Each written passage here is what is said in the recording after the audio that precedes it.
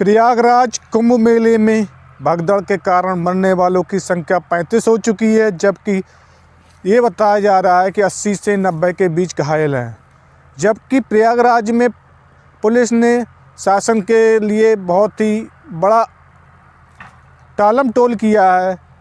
Police ने यही बताया है कि भगदड़ केवल संगम यानी कि त्रिवेणी पर हुई थी, जबकि भगदड़ 2 जगह हुई थी।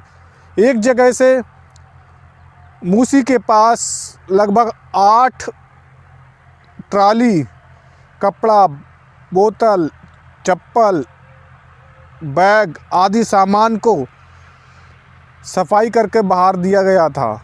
जबकि पुलिस यही दावा कर रही थी पहले कि एक जगह मात्र की भगदड़ हुई है, जबकि भगदड़ 2 जगह हुई थी। और इसकी जानकारी जब मीडिया कर्मी उसी क्षेत्र में जाते हैं, वहाँ क्षेत्र में जाने के बाद बहुत सारे तथ्य सामने आते हैं जो कि पुलिस प्रशासन छिपा रहा था। अपनी नाकामी छिपाने के कारण पुलिस ने जानबूझकर नहीं ये बात बताई। जब पुलिस डीआईजी मेला से पूछा गया कि भगदड़ 2 जगह हुई है, तो उनका कहना था कि भगदड़ अगर 2 जगह हुई है तो हमें इन्फॉर्मेशन नहीं मिली थी, किसी ने पुलिस को सूचना नहीं दी, इस कारण हमें जानकारी नहीं है। लेकिन वहाँ के लोकल के दुकानदार कह रहे हैं पुलिस आई और ये पूछ कर चली गई, ओ कितने लोग मरे हैं। ये आंकड़ा केवल मौतों तक सीमित रह गया। लेकिन बात ये होती है जब भगदड़ 2 जगह हुई, 2 जगह जांच होनी चाहिए और जांच होने के बाद इसकी पुष्टि की जानी चाहिए वास्तव में जो जगह हुई, और जो मृतक हुए हैं और जो घायल हुए हैं उनके परिवार को आर्थिक सहायता दी जानी चाहिए।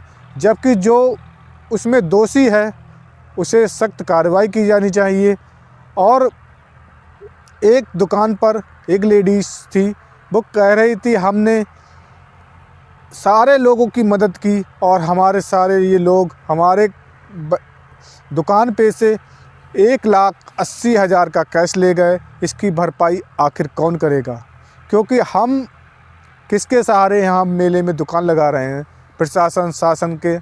और जब इस प्रकार की भगदड़ होती है तो केवल मौतों तक बात सीमित रह जाती है। जो नुकसान हुआ है, हमारे परिवार का पालन पोषण इससे चल रहा था, क्योंकि हमने जब दुकान लगाई है तो हम कुछ मुनाफे के लिए लगाई थी। और यहाँ इतनी सारे भीड़ इकट्ठा थी कि आदमी, औरतें पानी मांग रहे थे, लेकिन हम अपना सारा पानी हमने दे दिया। उसके बाद भी हमारी दुकान पर ये सारा सामान टूटा फूटा पड़ा है। जब मीडिया कर्मी उनसे बात करते हैं तो वे भबक भबक कर रोने लगती है और कहती है ये मंजर था कि किसी चीख पुकार किसी को सुनाई नहीं दे रही थी और ये मेरा गला बैठ गया। आज केवल 2 पुलिसकर्मी के यहाँ लगाई गई थी ड्यूटी, और इन ड्यूटी पर यहाँ कम से कम 50 पुलिसकर्मी होने चाहिए इस क्षेत्र में, मूसी क्षेत्र में। लेकिन 2 पुलिसकर्मी वो भी क्या करते? मेला प्रशासन और मेला पुलिस इस पर अपना जवाब दे और जवाब देने के बाद ये कार्रवाई सुनिश्चित करे कि जिस व्यक्तियों का नुकसान हुआ है, चाय वाले हो, चाय टी स्टॉल और दुकान वाले हों, बड़े दुकान वाले हों और शॉप वाले हों, सबके मुआवजा की भरपाई की जानी चाहिए।